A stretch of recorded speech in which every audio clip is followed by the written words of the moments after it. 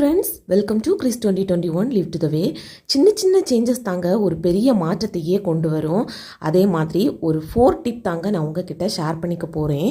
எப்போதுமே உங்கள் வீட்டில் சாதம் மீந்து போச்சு அப்படின்னா, அதை பழைய சாதமே சாப்பிட்டு போர் அடிச்சிச்சு அப்படின்னா கண்டிப்பாக இதை ட்ரை பண்ணி பாருங்கள். எவ்வளவு சாதம் மீந்து போயிருக்கோ அதுக்கு தேவையான அளவு லெமன் எடுத்து லெமன் சாதம் தாங்க நாம் இப்போ ரெடி பண்ணி வைக்க போகிறோம். ஸோ இந்த லெமன் சாதத்தை நைட்டே நீங்கள் ரெடி பண்ணி வச்சுக்கிட்டா போதும். காலையில் எழும்பி அறக்க பறக்க நீங்கள் பண்ணணும் அப்படிங்கிற அவசியமே கிடையாது. மார்னிங் வரைக்கும் அது ரொம்பவே ஃப்ரெஷ்ஷாக டேஸ்ட்டாக சூப்பராக இருக்கும்.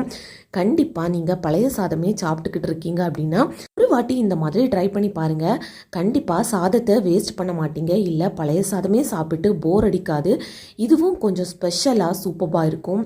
இதுக்கு தொட்டுக்கிறதுக்காக ஊறுகாய் அல்லது சம்மந்தி காலையில் எழுந்திரிச்சு அரைச்சிக்கிட்டாலே போதும். டேஸ்ட்டு வந்து பார்த்திங்கன்னா ரொம்பவே சூப்பராக இருக்கும்.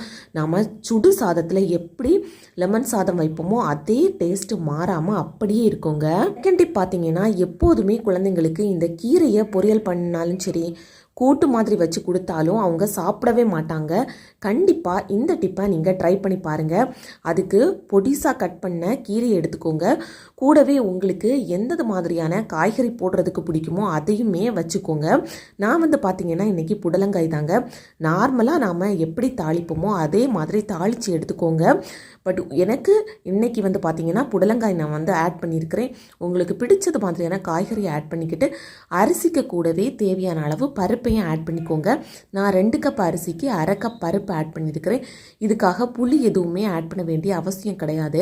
தேவையான அளவு தண்ணி விட்டு இருந்துச்சு அப்படின்னா 1 ஸ்பூன் நெய் ஆட் பண்ணிக்கோங்க. டேஸ்ட் இன்னுமே சூப்பராக இருக்கும். அதுக்கப்புறமா 2 விசில் வச்சு எடுத்துக்கிட்டிங்க அப்படின்னா கீரை சாதம் சூப்பராக ரெடி ஆகிரும். அவங்களால அந்த கீரையை அதில் இருந்து பிரித்து எடுக்கிறதுக்கும் முடியாது. பிள்ளைங்களுக்கு ஒமட்டல் வராமலும் இருக்கும். அந்த கீரை பார்த்தீங்கன்னா ரொம்பவே நைஸாக வந்திருக்கும். இதுக்கு நீங்கள் அப்பளம் பொரிச்சு கொடுக்கலாம். தேர்ட் டிப் பார்த்தீங்கன்னா, இது என்ன அப்படின்னு யோசிச்சிங்க அப்படின்னா வேறு ஒன்றும் இல்லைங்க, தேன் மெழுகு. இது நிறைய பர்பஸுக்காக யூஸ் பண்ணுறாங்க. ஸோ சிம்பிளாக நான் யூடியூப் பார்த்து தாங்க ட்ரை பண்ணேன். பட் நான் எதிர்பார்த்தது அளவு இல்லாமல் ரொம்பவே சூப்பராக பர்ஃபெக்டாக வந்தாங்க. நீங்கள் இப்போ பார்த்துக்கிட்டு இருக்கீங்க. அதுக்காக நாம் தூக்கி போடக்கூடிய தேனில் இருக்கக்கூடிய அந்த சக்கை தாங்க. அதை வெந்நீரில் போட்டு நாம் நல்லா கொதிக்க வச்சு எடுத்துக்கிட்டால் போதும். அதை நல்லா வடிகட்டி நாம் ஒரு பாத்திரத்தில் அந்த தண்ணியை ஸ்டோர் பண்ணி வச்சுருந்தோம் அப்படின்னா மேலே பார்த்தீங்கன்னா இந்த தேன் மெழுகு ரெடியாகி இருக்கும். அதை நெக்ஸ்ட் டே இந்த மாதிரி லைட்டாக எடுத்து இந்த மாதிரி நம்ம ஸ்டோர் பண்ணி வச்சுக்கிட்டோம் அப்படின்னா சூப்பரான தேன் மெழுகு வந்து எவ்வளவு நாள் ஆனாலும் கெடாமல் அப்படியே இருக்கும்.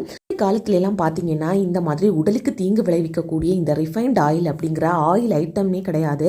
பட் இப்போ பார்த்தீங்கன்னா நிறைய பிராண்டட் நேம்ஸில் வந்து டிஃப்ரெண்ட்டாக ஆயில் அப்படிங்கிறது வந்துக்கிட்டே இருக்குது.